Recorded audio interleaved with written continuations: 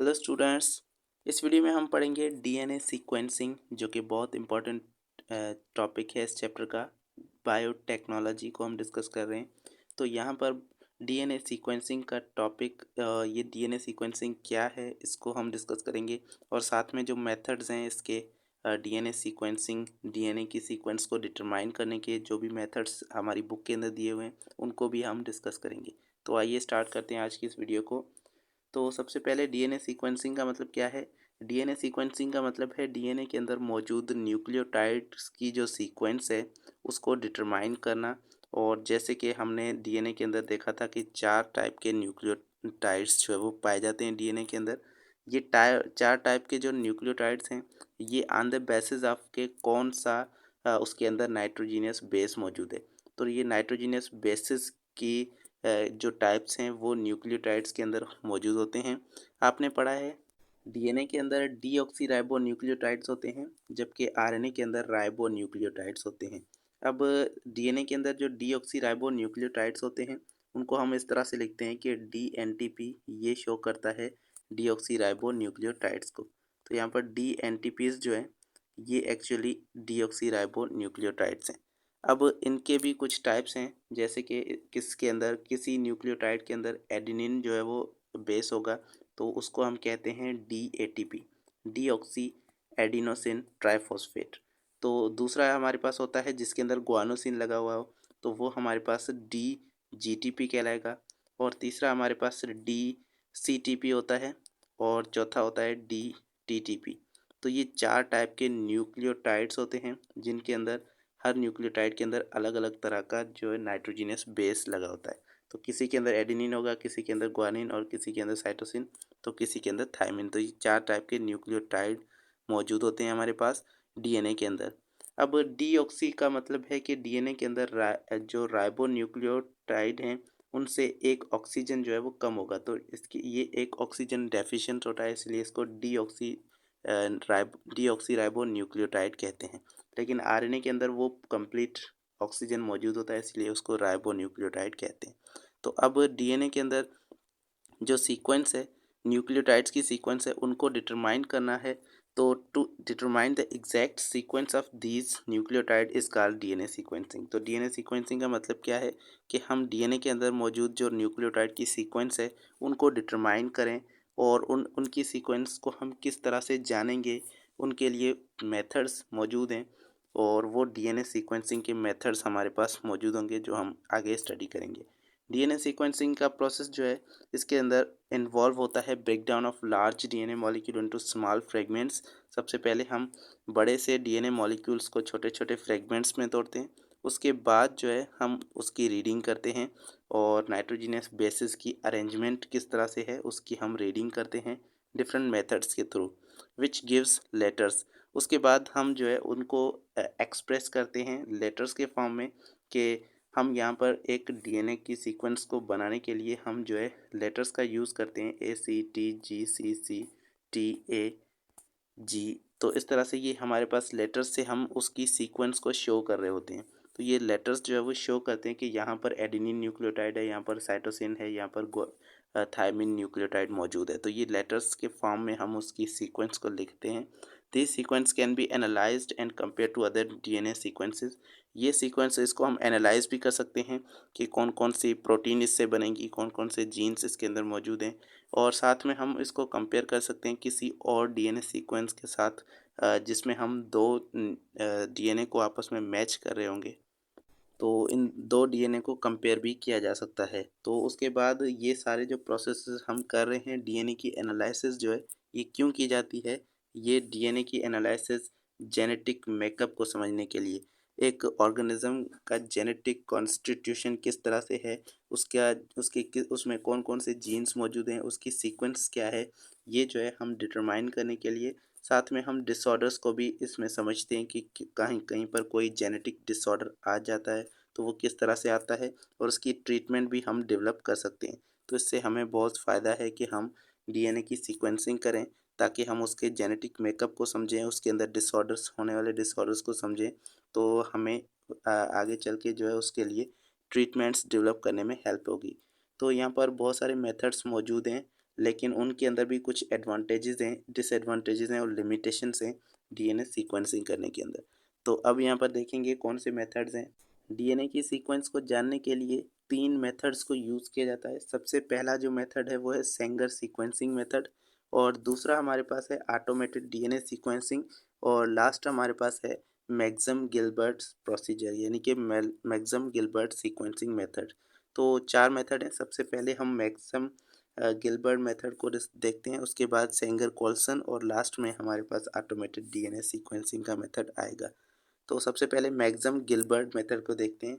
यहाँ पर आपकी बुक में इसको बहुत ज़्यादा डिटेल में जो है वो स्टडी नहीं किया गया है, सिंपल तरीके से इसको लिखा हुआ है। तो हम इसको थोड़ा सा डीप में देखेंगे कि किस तरह से ये चीज़ें हो रही हैं।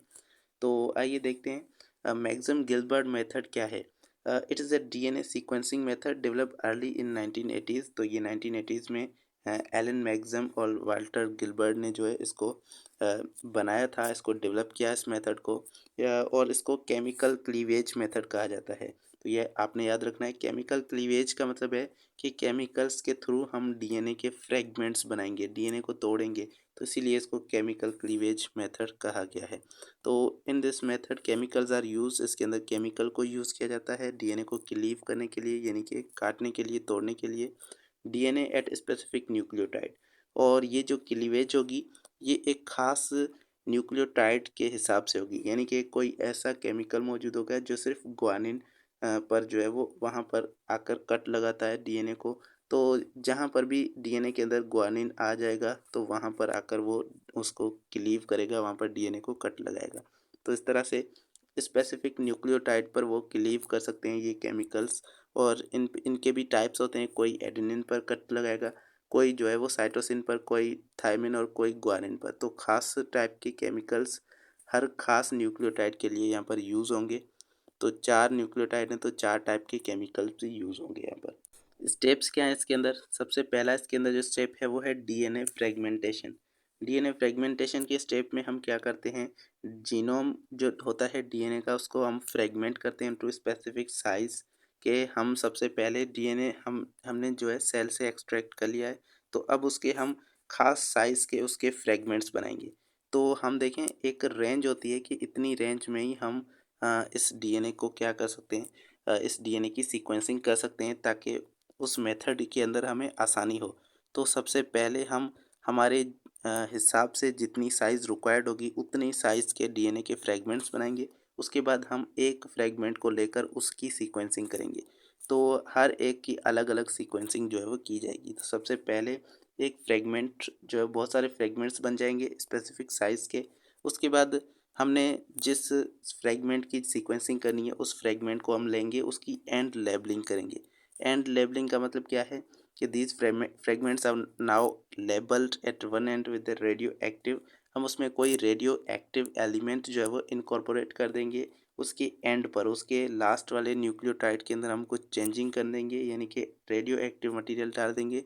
या फिर फ्लोरेसेंट मार्कर्स भी यूज़ किए जाते हैं। फ्लोरेसेंट मार्कर का मतलब है कोई ऐसी चीज़ जो कि वहाँ पर जाकर फ्लोरेसेंस प्रोड्यूस करेगी, यानी कि ग्लो प्रोड्यूस करेगी, ताकि हम उसको लास्ट में उसको डिटेक्ट भी कर सकते हैं। तो ये डिटेक्ट के अंदर हेल्प करने के लिए हम उसके अंदर लेबलिंग करते हैं ताकि उसको बाद में पहचाना भी जा सके।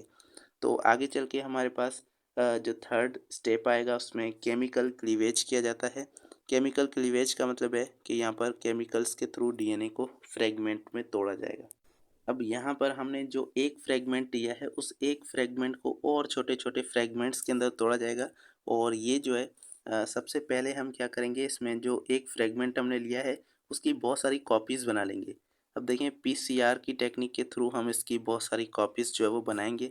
ये बहुत सारी कॉपीज़ को हम क्या करेंगे, इन कॉपीज़ को डिफरेंट टेस्ट ट्यूब्स में डालेंगे। तो देखें 4 टेस्ट ट्यूब्स हैं, 4 टेस्ट ट्यूब्स में हम इनका अलग अलग अमाउंट, बराबर अमाउंट जो है वो इसमें डाल देंगे। यानी कि अब एक ही तरह का डीएनए जो है वो इन चारों के अंदर मौजूद है। तो इनकी इन चारों टेस्ट ट्यूब की कंपोजिशन जो होगी वो क्या होगी, सेम होगी। तो इन सभी के अंदर सेम डीएनए का मॉलिक्यूल, यानी कि इसकी कॉपीज़ इनके अंदर मौजूद है। उसके बाद यहाँ पर हर एक इस टेस्ट ट्यूब के अंदर अलग अलग टाइप का केमिकल जो है वो डाला जाता है। अब देखें जैसे इस टेस्ट ट्यूब के अंदर ऐसा केमिकल डाला गया है जो कि सिर्फ जी पर यानी कि ग्वानोसिन पर यहाँ पर कट लगाएगा। तो ये सिर्फ जब भी ये फ्रेगमेंट्स बनाएगा तो उसके अंदर क्या होगा, वो फ्रेगमेंट्स छोटे होंगे और सिर्फ जी तक ग्वानिन तक उसके अंदर जो है फ्रेगमेंट बना होगा। सपोज़ कि यहाँ पर हमारे पास ये नीचे सीक्वेंस दी हुई है। इस सीक्वेंस को देखते हुए हम देख सकते हैं कि कहाँ पर ये जो है इस केमिकल में ये कहाँ पर आकर ये कट लगाएगा। तो सबसे पहले ये जी यहाँ पर मौजूद है, तो यहाँ पर ये एक ऐसा फ्रेगमेंट बनाएगा जिसके अंदर सिर्फ 3 न्यूक्लियोटाइड मौजूद होंगे। तो आप देख सकते हैं कि इसके अंदर सिर्फ जी तक यहाँ पर कट लगाएगा तो ये 3 न्यूक्लियोटाइड वाला एक फ्रेगमेंट छोटा बन जाएगा। उसके बाद कभी-कभी ऐसा होगा कि ये दूसरे मॉलिक्यूल के अंदर यहाँ पर जी पर कट लगाएगा तो ये फिर इतने न्यूक्लियोटाइड्स वाला एक फ्रेगमेंट बन जाएगा। उसके बाद कभी-कभी ये यहाँ पर भी कट लगाएगा तो फिर ये भी एक फ्रेगमेंट बन जाएगा और उसके बाद यहाँ पर भी कभी-कभी अगर इसने कट लगाया तो फिर ये हमारे पास, क्योंकि यहाँ पर बहुत सारे मॉलिक्यूल एक ही जैसे मौजूद हैं, तो फिर ये यहाँ पर कभी-कभी इस साइड जगह पर भी कट लगाएगा तो यहाँ पर ये भी फ्रेगमेंट बन सकता है। तो ऐसे हमारे पास सिर्फ जी पर कट लगने वाले 4 टाइप के जो है फ्रेगमेंट्स बन चुके हैं।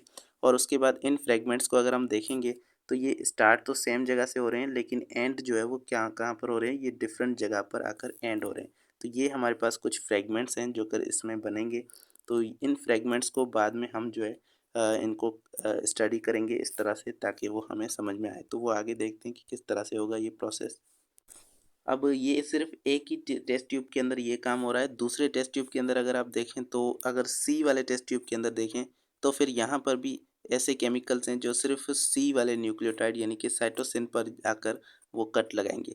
तो इसके अंदर देखें तो यहाँ पर भी सेम ही डीएनए मौजूद है। तो इस तरह से हमारे पास यहाँ पर भी जो फ्रेगमेंट्स बनेंगे वो आप देख सकते हैं कि किस तरह से बनेंगे। सबसे पहले ये हो सकता है यहाँ पर सी पर जो है वो कट लगा दे, तो यहाँ पर हमारे पास जो फ्रेगमेंट बनेगा वो ये वाला है। यहाँ पर इतना जो है वो फ्रेगमेंट बनेगा। अब यहाँ पर दूसरी बार ये जो है हो सकता है कि ये दूसरे सी पर आकर कट लगा दे। तो सबसे पहले हमारे पास ये फ्रेगमेंट बना, अब यहाँ पर अगर कट लगाएगा तो यहाँ पर हमारे पास थोड़ा-सा इससे बड़ा फ्रेगमेंट बनेगा।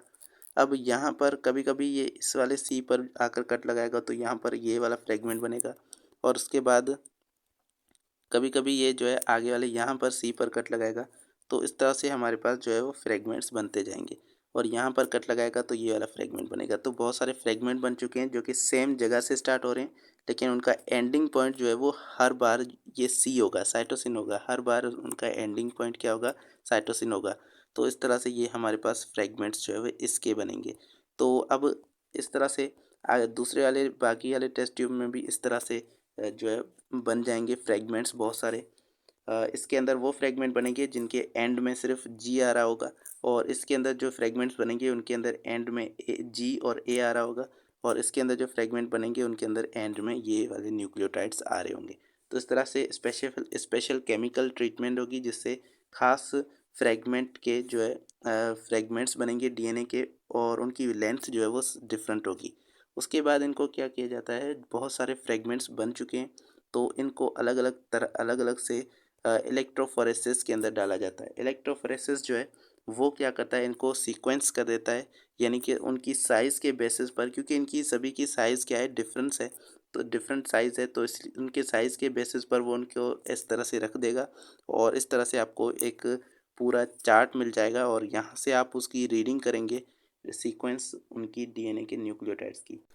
अब देखें रीडिंग का मेथड क्या होगा कि रीडिंग आप इस तरह से करेंगे कि सबसे पहले रीडिंग नीचे से स्टार्ट की जाएगी और सबसे पहला जो न्यूक्लियोटाइड है वो आप देखें किसके अंदर आ रहा है। ये न्यूक्लियोटाइड आपके पास टी के अंदर आ रहा है। ये जो रो है ये टी वाली रो है, तो टी के अंदर आपके पास न्यूक्लियोटाइड आ रहा है। तो सबसे पहला न्यूक्लियोटाइड आप देखें टी है। उसके बाद वाली ये लाइन जो है ये किसके अंदर आ रही है, यहाँ पर इसको आप छोड़ देंगे तो यहाँ पर ये लाइन किसके अंदर आ रही है, ये ए वाले न्यूक्लियोटाइड के अंदर आ रही है। तो यहाँ पर ए होगा और उसके बाद जी यहाँ पर मौजूद है। तो यहाँ पर आप इस जी को देखेंगे तो यहाँ पर जी मौजूद है। तो इस तरह से आप जो है इनकी रीडिंग इस तरह से करते जाएंगे तो यहाँ पर आपको पूरी जो सीक्वेंस है डीएनए की वो मिल जाएगी। तो इस तरह से ये रीडिंग की जाती है डीएनए की, क्योंकि यहाँ पर ये उनके बेसिस पर आया है कि लास्ट का इनका न्यूक्लियोटाइड क्या है। तो हर एक के अंदर एक न्यूक्लियोटाइड ज़्यादा होगा तो इस तरह से ये लास्ट वाला न्यूक्लियोटाइड इनके अंदर ज़्यादा होगा तो इस तरह से ये सीक्वेंस के अंदर आकर पुट हो जाएंगे। और क्योंकि एक एक न्यूक्लियोटाइड ज़्यादा है तो वो इस असेंडिंग ऑर्डर के अंदर बढ़ते हुए एक न्यूक्लियोटाइड के अंदर वो अपने आप को यहाँ पर प्लेस करते हैं इस इलेक्ट्रोफोरेसिस के अंदर। उसके बाद आपको ये सीक्वेंस जो है वो मिलती है। अब ये वो सीक्वेंस है जो कि हमारे पास यहाँ पर सीक्वेंस आपको मिल चुकी है, लेकिन ये सीक्वेंस जो है यहाँ पर आपको इस तरह से मिल चुकी है कि आप यहाँ पर सिर्फ नीचे से ही इसको रीड करेंगे ताकि आपको ये करेक्ट सीक्वेंस मिले। तो इसका लास्ट स्टेप क्या था? इसका लास्ट स्टेप है इलेक्ट्रोफोरेसिस, जिसके अंदर हम वो डिफरेंट साइज़ के फ्रेगमेंट्स जो है वो सेपरेट होकर आपको मिल जाएंगे और आप उनको इजीली उनको रीड कर पाएंगे, उनकी सीक्वेंस को पढ़ पाएंगे। तो ये जो मेथड है ये 500 बेसिस की लेंथ तक जो है हम परफॉर्म कर सकते हैं। इसकी डिसएडवांटेज ये है कि इसके अंदर टॉक्सिक केमिकल्स यूज़ होते हैं और वो केमिकल्स पॉल्यूटेंट्स होते हैं और ये टाइम कंज्यूम करता है ज़्यादा, और साथ में इसके अंदर बहुत ज़्यादा लेबर इंटेंसिव हैं, यानी कि बहुत मुश्किल होती है इसको परफॉर्म करने में। तो इस तरह से ये कुछ डिसएडवांटेजेस की। लेकिन दूसरा हमारे पास मेथड ये बहुत अच्छा मेथड है। इसका जो प्रिंसिपल है, बेसिक प्रिंसिपल इसका वही है जो हमने अभी डिस्कस किया। इसके अंदर भी हम जेल इलेक्ट्रोफोरेसिस के ज़रिए ही डिटरमाइन करेंगे कि किस तरह से हमारे पास सीक्वेंस आ रही है। इस मेथड को कहा जाता है सेंगर कोल्सन मेथड। इसके अंदर दो साइंटिस्ट इन्वॉल्व थे, एक सेंगर और एक कोल्सन। अब इसको एक और भी नाम दिया जाता है जो है dideoxy chain termination method. Dideoxy chain termination method इसको क्यों कहा जाता है? वो इसलिए क्योंकि इसके अंदर हम पीसीआर टेक्निक का यूज़ करते हैं। पीसीआर टेक्निक को आपने पढ़ा होगा। वो पीसीआर टेक्निक इसके अंदर यूज़ की जाती है डीएनए को कॉपी करने के लिए। उस पीसीआर को हम क्या करते हैं, हर बार उस पीसीआर को हम स्टॉप कर देते हैं एक ख़ास न्यूक्लियोटाइड आने पर। यानी कि कभी कभी ऐसा होगा कि हम साइटोसिन आने पर उसको स्टॉप कर देंगे तो हमारे पास जो फ्रेगमेंट बनेगा वो छोटा एक यहाँ पर इतनी लेंथ का सपोज़ फ्रेगमेंट बन चुका है। अब दोबारा जब हमारे पास फिर से पीसीआर स्टार्ट होगा तो हम किसी और जगह पर आकर मत यानी कि दोबारा जब हमारे पास साइटोसिन आएगा तो फिर से हम उसको पीसीआर को स्टॉप करेंगे तो हमारा एक दूसरा भी फ्रेगमेंट बन जाएगा। तो ऐसे हम बहुत सारी लेंथ्स के जो है फ्रेगमेंट्स बनाएंगे और इसके अंदर इस चेन को रोकते हैं, हम पीसीआर को रोक रहे हैं। हर बार हम जो है पीसीआर को रोक रहे हैं यानी कि चेन को टर्मिनेट कर रहे हैं, तो इसीलिए इसको चेन टर्मिनेशन मेथड कहा जाता है। साथ में डाइडिऑक्सी मेथड इसको इसलिए कहा जाता है क्योंकि डाइडियो इसके अंदर जो न्यूक्लियोटाइड्स यूज़ होते हैं वो न्यूक्लियोटाइड्स डाइडिऑक्सी न्यूक्लियोटाइड्स होते हैं। अब ये डाइडिऑक्सी न्यूक्लियोटाइड्स क्या हैं? ये वो न्यूक्लियोटाइड्स हैं जिनके अंदर ये कुछ मॉडिफाइड टाइप के न्यूक्लियोटाइड हैं। इनके अंदर एक और ऑक्सीजन कम होता है। जैसे कि डीऑक्सी राइबो न्यूक्लियोटाइड के अंदर एक ऑक्सीजन कम होता है, लेकिन डाइडिऑक्सी न्यूक्लियोटाइड के अंदर डाई का मतलब है टू, तो इसके अंदर दो ऑक्सीजन कम होंगे। और ये एक ऑक्सीजन जो है ये कहाँ पर कम होगा? ये न्यूक्लियोटाइड के अंदर जो थर्ड कार्बन है उस थर्ड कार्बन पर हाइड्रोक्सिल ग्रुप की जगह जो है वो हाइड्रोजन सिर्फ लगा होता है। तो इस तरह से ये हाइड्रोक्सिल ग्रुप ना होने की वजह से इसके अंदर एक और ऑक्सीजन कम है। अब इसका क्या इसकी वजह से क्या हो रहा है कि थर्ड हाइड्रोक्सिल नहीं है, तो इसकी वजह से डीएनए एलोंगेशन नहीं हो पाएगी, क्योंकि अगर हमारे पास हाइड्रोक्सिल ग्रुप मौजूद है तो वहाँ पर आकर दूसरा न्यूक्लियोटाइड अटैच होगा और इस तरह से चेन बढ़ेगी और हम आगे जो है डीएनए सिंथेसिस कर सकते हैं।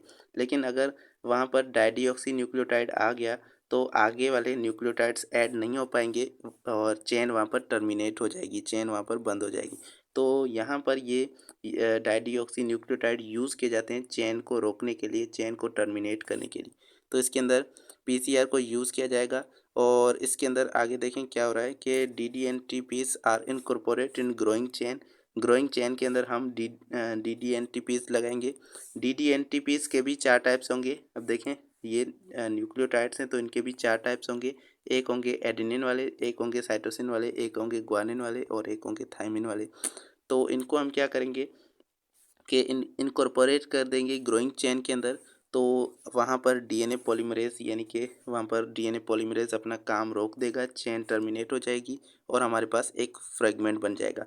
अब दूसरी साइकिल हम स्टार्ट करेंगे, उसके अंदर फिर से ही वहाँ पर जो है स्टार्ट होगा, एलोंगेशन होगी और बीच में जो है फिर से हम उसको स्टॉप करेंगे ताकि दूसरा हमारे पास फ्रेगमेंट बने। तो हर बार हम न्यूक्लियोटाइड्स के आने की वजह से चेन टर्मिनेट हो जाएगी और वो चेन टर्मिनेट भी एक ख़ास जगह पर होगी जहाँ पर जिस टाइप का DDNTP आएगा यानी कि डीऑक्सी राइबो न्यूक्लियोटाइड आएगा उस तरह से वहाँ पर अगर साइटोसिन वाला आएगा तो साइटोसिन की जगह पर आकर चेन टर्मिनेट होगी। तो इस तरह से चेन हर बार टर्मिनेट होगी और बहुत सारे फ्रेगमेंट्स हमारे पास बन जाएंगे, जिनको हम जेल इलेक्ट्रोफोरेसिस के अंदर डालकर उसकी सीक्वेंस को रीड करेंगे। तो वही मेथड है इसके अंदर। आप देखें, इसके अंदर भी हम 4 टेस्ट ट्यूब्स लेंगे, हर टेस्ट ट्यूब के अंदर अलग रिएक्शन होगा। इसके अंदर जो है हमने DDNTP यानी कि यहाँ पर थायमिन वाला न्यूक्लियोटाइड है। इसके अंदर जो चेन टर्मिनेशन यानी कि DD न्यूक्लियोटाइड है वो कौन सा है, वो थायमिन वाला है। इसके अंदर जो है वो एडिनोसिन वाला है, यहाँ पर ग्वानिन और यहाँ पर साइटोसिन वाला है। तो हमने यहाँ पर 4 टेस्ट ट्यूब के अंदर सेम अमाउंट ऑफ DNA जो है ले लिया है, सेम DNA है, और उसको हम बार बार क्या करें, रेप्लिकेट कर रहे हैं।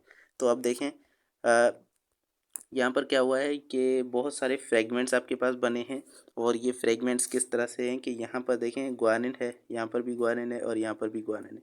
तो ये जो फ्रेगमेंट्स हैं, 3 फ्रेगमेंट्स, ये ग्वानिन वाले इसके अंदर यहाँ पर बनेंगे। तो इस ग्वानिन वाले टेस्ट ट्यूब के अंदर ये 3 जो है फ्रेगमेंट्स यहाँ पर बनने वाले हैं। तो ये 3 फ्रेगमेंट्स आपके पास यहाँ पर इस इलेक्ट्रोफोरेसिस के अंदर भी आप तो दिख रहे होंगे।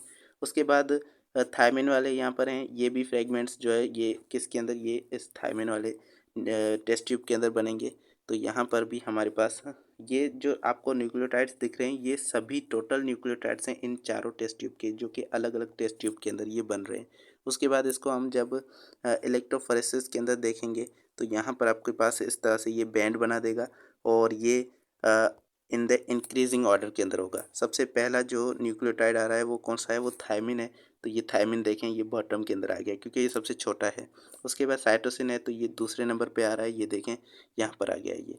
अब ये तीसरे नंबर के अंदर, क्योंकि ये अब देखें ये यहाँ पर क्यों आया है, ये जो ग्रीन वाला ये यहाँ पर क्यों आया, वो इसलिए यहाँ पर क्यों नहीं आया, वो इसलिए क्योंकि यहाँ पर ये जो फ्रेगमेंट था ये किसके अंदर था, ये साइटोसिन वाले टेस्ट ट्यूब के अंदर था, और हमने इसको यहाँ पर पुट किया तो हमें पता चल गया कि इसके लास्ट न्यूक्लियोटाइड साइटोसिन है। तो इस तरह से हम इसको रीड करेंगे, फ्रेगमेंट्स को यहाँ से रीड करना शुरू करेंगे। सबसे पहले हमारे पास इसमें T आएगा, उसके बाद यहाँ पर जो है C आएगा, यहाँ पर G आएगा। तो हम यहाँ पर इसको इस तरह से लिखेंगे, तो ये हमारे पास पूरी सीक्वेंस जो है वो आ जाएगी। तो इस तरह से सीक्वेंस को यहाँ पर रीड किया जाएगा। आपके बुक में इतना ज़्यादा डिटेल में नहीं लिखा हुआ, इसलिए आपको हो सकता है कि थोड़ी सी अंडरस्टैंडिंग के अंदर थोड़ी सी प्रॉब्लम हो, लेकिन आपको जो है अगर आपको ये समझ में नहीं आया तो इस वीडियो को दोबारा देखकर आप इसको इजीली अंडरस्टैंड कर सकते हैं। तो मिलते हैं नेक्स्ट वीडियो में। Thank you so much.